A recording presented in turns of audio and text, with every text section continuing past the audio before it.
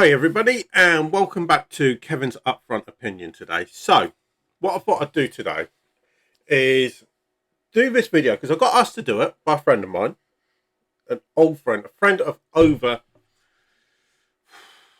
25 years. And I got asked to basically speak about what it's like to lose a child when it comes to Christmas time. Now, I'm probably going to get a hard time for doing this. Okay, and there's no win-win for me with this. Now, I'm the father of, right, I suppose you would say 7. Okay, so I have 5 children with my wife. I have a stepdaughter, which is her daughter, but different father at the end of the day. And then I had a daughter with another woman many years ago. She was born in what? 2009. Okay. Now, the difficult bit about this is when you have to start being honest with yourself. Because I've found over the years, being dishonest with yourself and living in your denial is the easiest way. But when you get asked to do things like this, you start having to be honest. And I'm a person that's worked in the sales industry for the best part of 20 years. So I'm used to putting on an act, okay, pretending to be somebody I'm not really. So, my daughter was born in 2009, August 2009. I'm not going to name her or anything because at the end of the day, she's got right to her own privacy. Okay, now,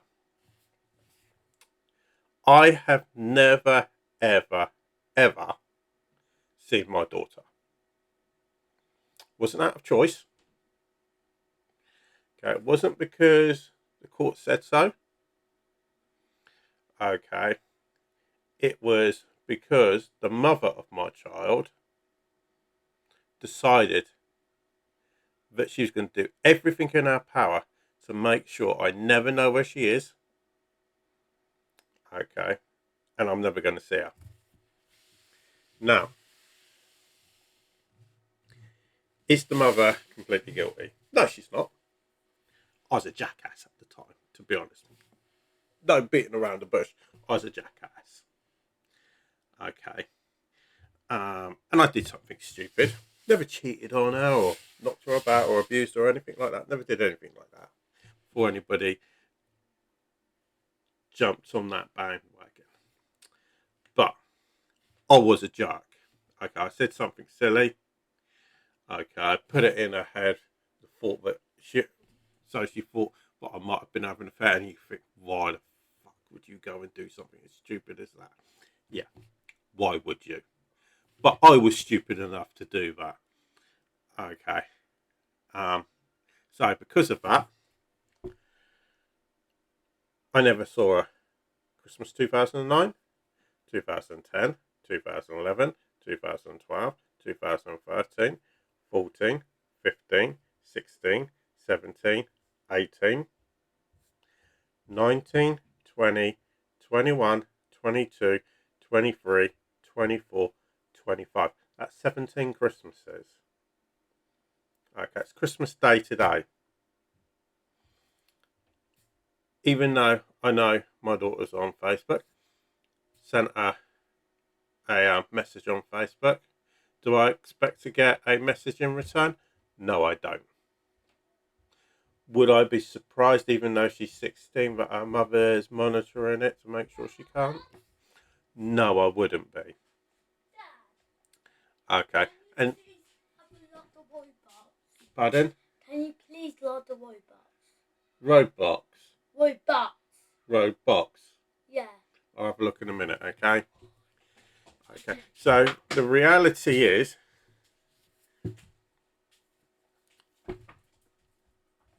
I don't expect to get a message back from her. I do have a birthday card for her. Okay, it's under the stairs in my office, where all my paperwork is, and where all her Christmas cards are. were all her birthday cards, none of which have ever been collected. None of the previous year's birthday cards or Christmas cards have ever been collected, and I don't expect them ever to be collected. Now, there are those people, and I'm not going to name them because they know who they are, because they're people that are close to me, people I've known for many years, but would say, Kevin, give up.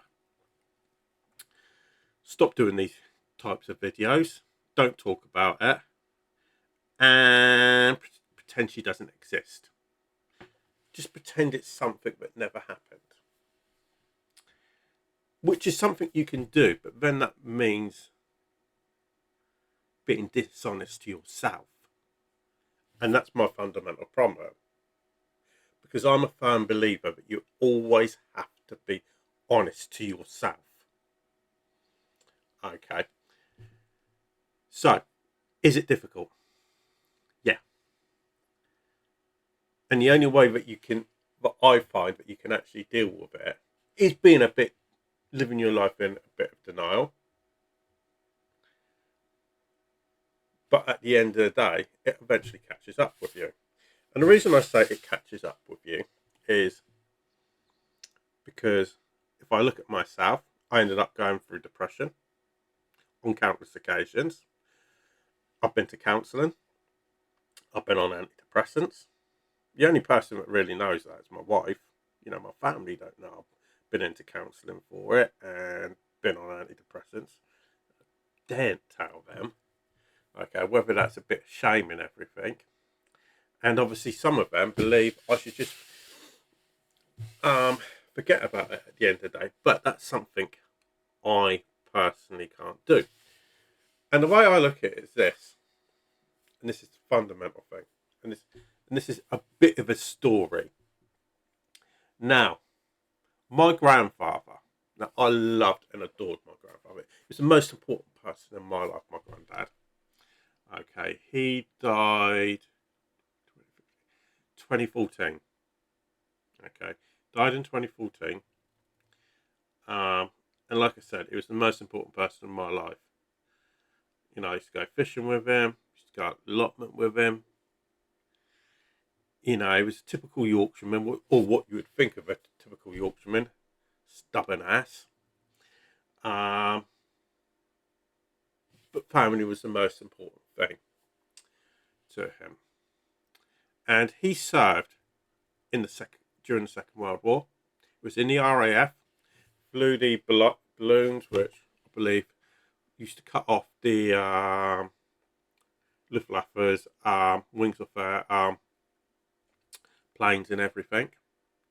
And what I know, this is of what I know, he served in the African campaign.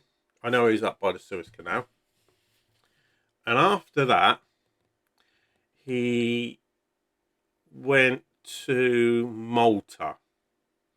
And without giving people a history lesson, Malta was a strategic, important place for the Allied forces to defend. And my grandfather went there. Okay. And the reason it was of strategic importance, okay, was because to get into Italy and then head to Germany, you wanted Malta. So obviously the Nazis and the Italians wanted to attack Malta to take it away from the Allies, and the Allies wanted to defend it. And that's why it was so heavily bombed. And there was loads of mines and everything all around Malta. Now, my grandfather was there during the Second World War.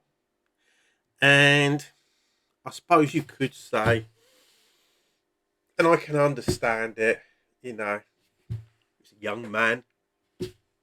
Maybe there was no bombing campaign. Maybe he had a day off and he was slightly bored. There were some nice, attractive young ladies in the area.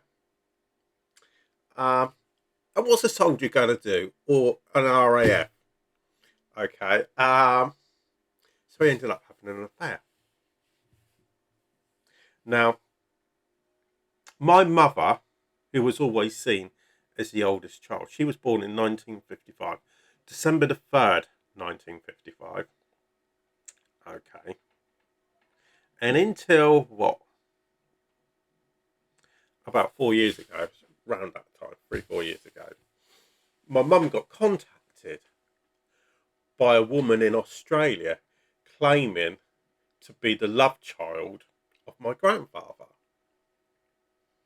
And she thought this was a bit odd. And this woman, who is now living in Australia, said, is there any way that I could do a DNA test? Because obviously my grandfather had sadly died, so he would have been dead for about 6 to 7 years at this point. And my mum said, well, the thing is, my health's not been very good, which my mother's health hasn't been good for several years. And my uncle, whose health is pretty good, who's like a few years younger, I think he was born in 1959, so he would be about 4 years younger. He agreed to do the DNA test. And it turned out that it was true that this woman was the love child of my grandfather. And she was actually the oldest, not my mother. And when people say to me, yeah, but, and this is why I use this argument, and this is why I can't stop, because people say to me, someday, eventually, she'll come looking for you. And I always say, you don't know that. You're making an assumption. You're guessing. And when they say that, I say, no.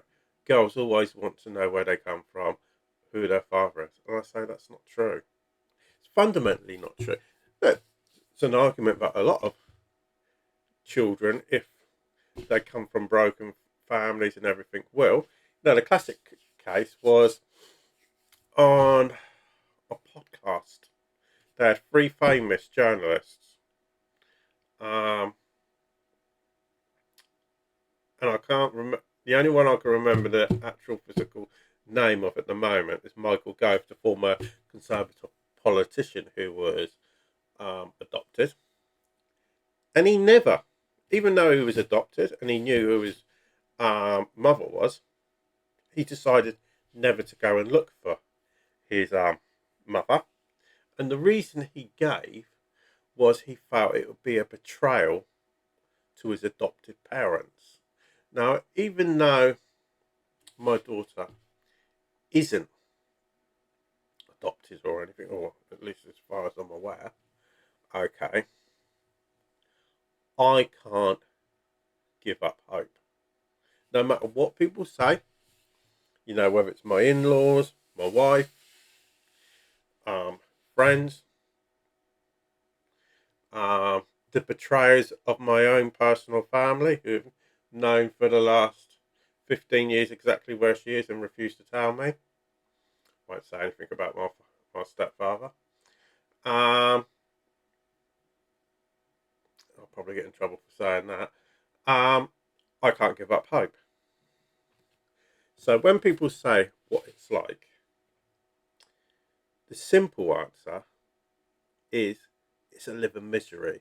But the difference is, for somebody like me, I don't tell anybody. I personally pretend life's normal. And the reason I do that is because I have a wife upstairs, who's upstairs at the moment with my kids. I have 5 young children, 10 and under.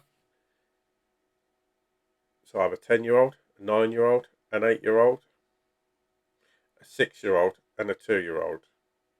And then obviously my stepdaughter as well, who's 24. Now, is that fair of me to put that on them? Not really. So, I choose to pretend everything's normal, when reality, it never is. As much as I may pretend it is, okay, it never really is. So, I hope that answers the question of what it's actually like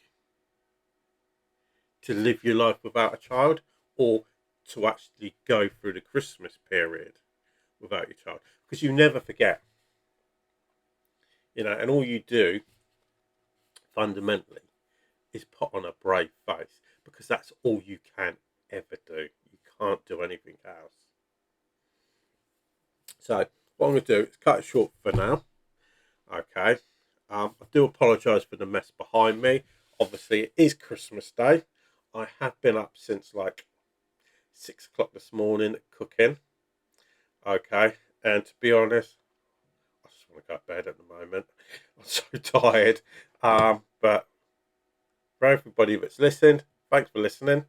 And I'll speak to you all again a bit later.